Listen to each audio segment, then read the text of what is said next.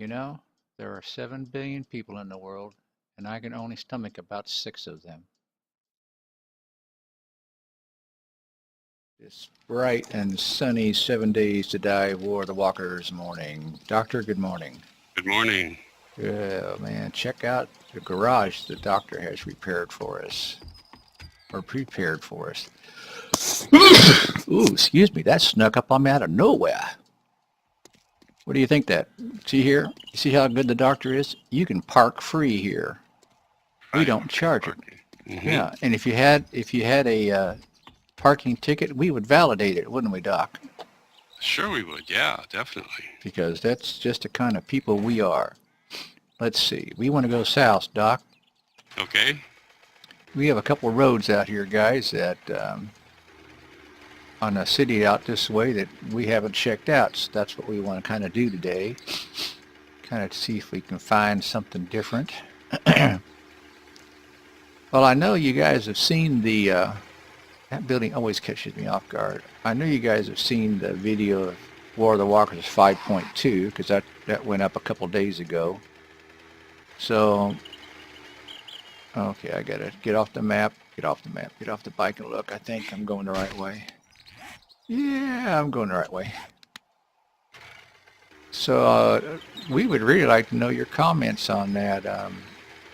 We've been discussing it a little bit after the game yesterday, didn't we, Doc? Or today even, as far as that goes. Yeah, certainly. I know one of my concerns is the single-player aspect, with considering what some of the class quests required to complete. So, what do you think? What do you think? It doesn't seem well suited to supporting single player, in the sense that you have these various class quests lines which don't offer any rewards incrementally until you've completed the entire quest line. If you had multiple players who are working on different classes and could support each other, that would make sense. But as one player, single player, you're going to have a lot of difficulty, I think. It's going to take a lot of time to complete some of those class quest line before you get any rewards, and so your experience is going to be kind of haphazard and kind of grindy too. Yeah. Well, and I had mentioned a builder yesterday where you need 10,000 stone, 10,000 wood, or whatever it was, and I find that it's going to be very difficult for me as a single player to complete those tasks, and that's just the first level. It looks like. I mean, oh shit, a little bit of lag there, Doc. Unless I misunderstood it, what do you think? I mean, it appears to me that it is 10,000 just to complete the tier 1 of the quest. Yeah, just to complete the first quest in the quest line for the builder. It's 10,000. Accumulate 10,000 wood, 10,000 stone, I believe, and 10,000 fibers. Yeah, I think that was it. And so, yeah, imagine the single player out there trying to get the builder class. Tier 1, yeah. Pounding grass for several days. Hole in the road, watch out. On my right, hole in the road. Okay. Maybe we're misunderstanding it. Maybe we're missing it. You guys can tell us down there in the comments that, yeah, the old farts, you're really screwing that up. That's not what it is at all. There's the NASCAR track from Dexterra. It's still on my. This is not even Dexterra. This is Horizons. The seed. But you mean you're on your map? On my map is the NASCAR. Oh my God, that's unbelievable. True. That's really screwed up. Anyway, some of the new POIs might be interesting. I've seen a few. I haven't explored many. The ships, the giant ships, are certainly interesting. I should say it's interesting to see one on the horizon that when you approach it, it doesn't disappear. Yeah, my frustration. Yeah. And it seems to have a lot of loot in it based on Games for Kicks. I have not explored one, but I watched his video, and he encountered a lot of crates random crates in it. So yeah, I mean that should be a very, very rare POI structure that appears in the game. It's interesting and intriguing when you see one on the horizon. When you see one on every horizon, Right. Yeah. it's a little bit disconcerting. In fact, more than a little bit, it's kind of immersion breaking, in my opinion. Right. What the Because heck you is did this start guy a single doing player here? world, didn't you? Yeah, So you did start a single player world after we played yeah, I for a did. bit. Yeah. And I'm And finding that you know, it's hard for me to be out of sight of a ship. There are that many in my world. yeah, that's a lot of ships. I just get really frustrated. Um, okay, we need to go down this way. I guess we could go that direction, but I really want to go south, so we're actually going to continue going south, Doc. Okay. I don't know. Maybe we're missing the point, guys. Maybe we're missing it. We're being too critical at the start. Uh, but I'd have to say that you and I both fell in love with this version of War of the Walkers almost immediately. I mean, we just found it. Oh, fence. Shit.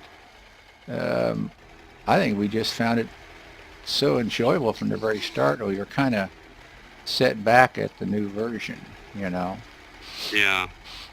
Oh well, I guess. I just. Oh, now, didn't you say you ran into disappearing buildings again too, like we have in this version, the bunker? Oh yeah. The Yeah. ships. Some of them are disappearing. I've seen some ships that are incomplete, as if they had structural integrity problems or simply got rendered in only partially. Right, right. Of course, the new maps also produce disappearing bunkers.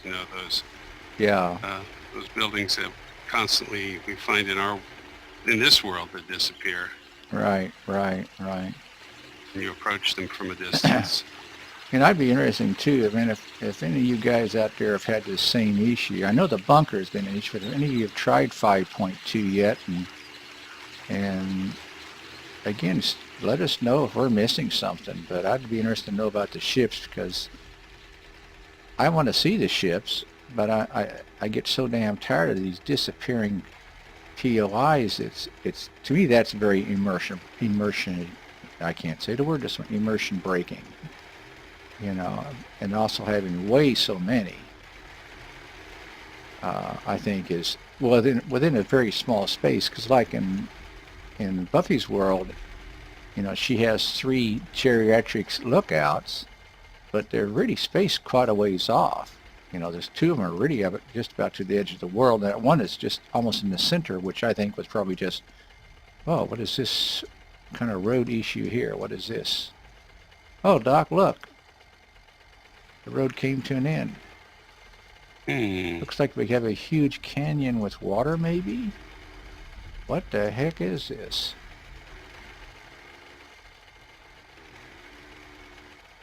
But I also think that if they're going to offer stuff like the geriatrics lookout and this ship, they ought to make it accessible. I mean, it shouldn't be in the I'm not saying wasteland, but it shouldn't be clear at the edge of the map where you can't have fun exploring it and finding it until you're level 142. Where Bunny and Bunny and Opossum got very lucky, didn't they? They found it on day 4 or something like that. Yeah, that was amusing. Yeah, in my case, in my more or less solo world, I finally found a geriatrics lookout well after it could do me any good. Yeah. And it's kind of pointless as late in the game as I found it. It really isn't worth the trouble to loot. Other than just to go see it. To go see it, yeah. Yeah, because I think we still got 2 rooms left to loot. I'm thinking that we're just not even going to bother going back for. I wonder if this was supposed to be hills or that was supposed to be a road. I think we're screwed. Yeah. Different. Should we follow the lake around just a little bit to fill the map out, maybe? Sure. I'll try not to fall in. Oh, yeah, stay away from the water. Don't get that close. All right, so wow, this is one big ass lake. Oh, hello, cactus and rock and bunny rabbit and well, anyway, like I said, we were just talking about it, and we were going to do some driving today, and we thought, well, let's just discuss this, because you haven't tried Ravenhurst yet, have you, Doc? I'm not even sure that yet is appropriate. I might not. I don't know. There's my concerns with what I've seen of Ravenhurst is that it's a mod designed to really prolong your playing experience. That Mm-hmm. it's difficult. It's designed to keep you challenged, and um, that's fine. But I need a little reward now and then, A a little little, reinforcement to keep on playing.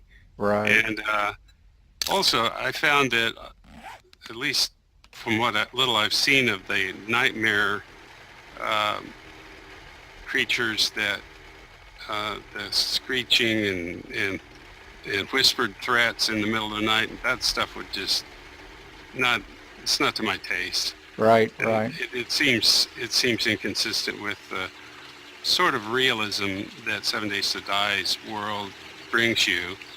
And they're so poorly animated in comparison to what, you could see that normal 7 Days to Die zombies are uh, built on motion captured, um, data, and right, then right, you run up against these nightmare creatures that don't move, don't react when you hit them. They just kind of slide along like 8-bit Atari creatures from 20 years ago. And I hate to be critical like that. It sounds awful, but they're just a level of quality way below what I think the game should be providing. right, right. And Well, to everybody me, has their the opinion. opportunity to play a mod like that, that's fine. If you're into it, I'm not into it. Right, right. Well, I so far am still playing it, and probably will for a while yet. Um, I get frustrated at the number of hit points that some of these creatures have. I don't like always having to run from creatures. I mean, maybe that sounds silly, but I don't always like having to run from them. Even at level 1, I don't always like running away from them. And I don't know where Buffy is at the moment now. I mean, it's only like, well, it's day 7 actually. She's lost out in the expos, or okay, countryside, whatever. But I kind of dislike mobs like that show up and you actually have to run and hide from. I kind of get tired of that. So the skill point Hmm. system, I think I had discussed with you, the skill point system kind of bothers me, getting those chits or chips, for points like you do in Valmar. But in Valmar, when I played the last time, about a year ago, getting those things that you needed wasn't that rare. But man, in Ravenhurst, again, I guess it's how he's designed the game, and it's his game. And oh my God, how long have we been talking, Doc? I just realized we've been driving around, and everybody's going, "Are you guys going to do something, or are you just going to bitch all day?" Well, this might be the day to bitch. It might be. That's the curmudgeon's prerogative. Yeah, I think we just found another dead end, Doc. You may have. I've been stuck in a barbed wire trap here Oh for about, shit. Well, you know what that means. We're gonna have to log out so you can get out of it. yeah. All right. Well, I guess we'll stop here, guys. And Doc, do you like to say goodbye to them, or you want me to take care of that today? Oh, go ahead. Let me see what I can do here to get out of this trap. I don't think you're going to be able to. I think it's not going to let you relog onto your bike, or remount your bike. But all right, guys. Well, I guess while the doctor is getting barbed wire out of his boots, I'm going to say goodbye to you. Let us know what you think too. You know, this is our opinion, and everybody has. It's kind of like an asshole. Everybody's got one, and everybody's entitled to one, right? All right, guys. Leave a like, share, subscribe, comment. It's much appreciated. Bye-bye, guys.